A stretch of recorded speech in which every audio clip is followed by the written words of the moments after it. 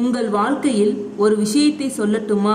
நீங்க என்ன நினைக்கிறீர்களோ அதை உண்மையாக எவ்வளவு விரும்புகிறீர்களோ அது ஒரு நாள் உங்களிடம் வந்து சேரும். ஆமாம், நீங்கள் அதற்காக ஓட வேண்டியதில்லை, அது உங்களை தேடி வரும். இந்த கதை அப்படி ஒரு சிறுவனின் கதை. அவனுக்கு ஒரே ஒரு விருப்பம் இருந்தது. அந்த விருப்பம் ஒரு நாள் அவனுக்கு பின்னால் ஓடி வந்தது. யார் தெரியுமா? கதையின் நாயகன் கதிர். இந்த கதிரை பற்றி தான் இந்த வீடியோவில் நம்ம பார்க்க போகிறோம். வாங்க ஃப்ரெண்ட்ஸ், வீடியோக்குள்ளே போகலாம். நம்மளோட சிந்தனை முத்துக்கள் சேனலில் போடுற ஸ்டோரி உங்களுக்கு பிடிச்சிருந்துச்சுன்னா லைக் பண்ணி, ஷேர் பண்ணி, சப்ஸ்கிரைப் பண்ணுங்க. பார்ப்போமா இப்போ கதையை? கதிர் வசித்த ஒரு சின்ன கிராமம். அங்கே ஒரு சிறிய ஓட்டு வீடு, மேலே ஓலைகள். மழை வந்தால் சொட்டும், வெயில் வந்தால் வேகும். அந்த வீட்டில் கதிரும் அவன் பாட்டியும் மட்டுமே. பாட்டிக்கு வயது முதிர்ந்தது, நடக்க முடியாது. கதிர் காலையில் எழுந்ததும் பாட்டிக்கு தேநீர் கொடுப்பான். பாட்டி சாப்பிட உணவு தேடுவான். பாட்டியின் மருந்துக்கு பணம் சம்பாதிப்பான். அவனுக்கு வயது 14 மட்டுமே. ஆனால் அவனின் தோள்களில் ஒரு குடும்பமே இருந்தது. ஒரு நாள் மழை பெய்தது. ஓட்டு வீட்டில் தண்ணீர் சொட்டியது. பாட்டி நனைந்து போனார். காய்ச்சல் வந்தது. கதிர் அன்று இரவு முழுக்க உட்கார்ந்து அவனுக்கு தெரியும். அழுதான். அந்த வீடு அவனுடைய பாட்டிக்கு ஒத்துக்கொள்ளாது என்று. மறுநாள் அவன் கிராமத்தில் உள்ள ஒரு பெரிய மனிதரிடம் போனான். எனக்கு ஒரு சின்ன வீடு வேண்டும் என்றான். அந்த மனிதர் சிரித்தார். உனக்கு வீடா? உன்கிட்ட காசு இருக்கா? நிலம் இருக்கா? நீ யாருடா அப்படின்னு கிண்டல் பண்ணார். கதிர் அமைதியாக திரும்பி வந்தான்.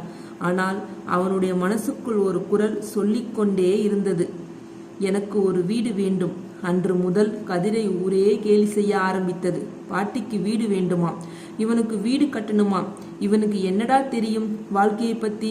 கதிர் எதுவும் பேசவில்லை. அவன் ஒரு சின்ன குறிப்பேட்டில் எழுதினார், எனக்கு ஒரு வீடு வேண்டும். அதை ஒவ்வொரு நாளும் படித்தான். பாட்டியின் முகத்தை பார்த்தான். அவன் கூலி வேலை செய்தான். மல்லிகை கடையில் பொருள் எடுத்து போனான். டீ கடையில் பாத்திரம் துவைத்தான். காசுகளை சேர்த்தான். ஆனால் அது மிக குறைவு. வீடு கட்ட கொஞ்சமும் போதுமானதாக இல்லை. அப்படி ஒரு நாள் கதிர் கூலி வேலைக்கு சென்றிருந்தார்.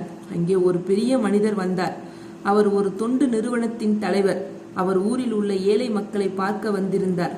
அப்போது கதிரை பார்த்தார். அவனுடைய கையில் அந்த குறிப்பேடு இருந்தது. தற்செயலாக அது கீழே விழுந்தது. அந்த மனிதர் அதை எடுத்தார். அதில் எழுதியிருந்தது, எனக்கு ஒரு வீடு வேண்டும் என்று. அவர் கதிரை கேட்டார், உனக்கு ஏன் வீடு வேண்டும்?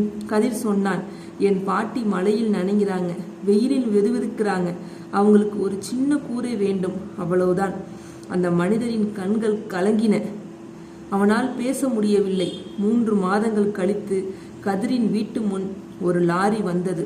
ஆமா ஃப்ரெண்ட்ஸ், இது என்னன்னா, கடவுள் கொடுக்கணும்னு நினைச்சா எப்படி வேணாலும் கொடுப்பார். நம்ம மனசுல நினைக்கிற வார்த்தைக்கு ஒரு சக்தி இருக்கு. அதுதான் இந்த லாரி வந்து இறங்கின விஷயம். சிமெண்ட், இரும்பு, செங்கல், ஆட்கள் இறங்கினார்கள். கதிருக்கு ஒன்றும் புரியவில்லை. அந்த தொண்டு நிறுவன தலைவர் வந்தார், கையில் ஒரு பேப்பருடன். இந்த பூமியில் உனக்கு ஒரு வீடு கட்டி தருவதாக கையெழுத்து போட்ட கதிர். கதிரின் கண்களில் இருந்து கண்ணீர் வழிந்தது. அவன் ஓடி போய் பாட்டியை கட்டி கொண்டான். அன்று அவன் விரும்பியது அவனை தேடி வந்தது. அவன் ஓடவில்லை, கெஞ்சவில்லை. அவன் வெறுமனே விரும்பினான், விடாமல் நம்பினான். அதுதான் அவன் வாழ்க்கையில் விரும்பியதை கொண்டு வந்து அவன் கையில் சேர்த்தது. நண்பர்களே, நீங்கள் எதையாவது உண்மையாக விரும்புங்கள், அது உங்களை தேடி வரும். கண்டிப்பா தேடி வரும். அதற்கு நேரம் ஆகலாம், ஆனால் அது நிச்சயம் வரும். நீ விரும்புவது உன்னை தேடி வரும். இந்த கதை உங்கள் மனதை தொட்டால் லைக் பண்ணுங்க, ஷேர் பண்ணுங்க, சப்ஸ்கிரைப் பண்ணுங்க, என்னோட சேனலையும் சப்போர்ட் பண்ணுங்க.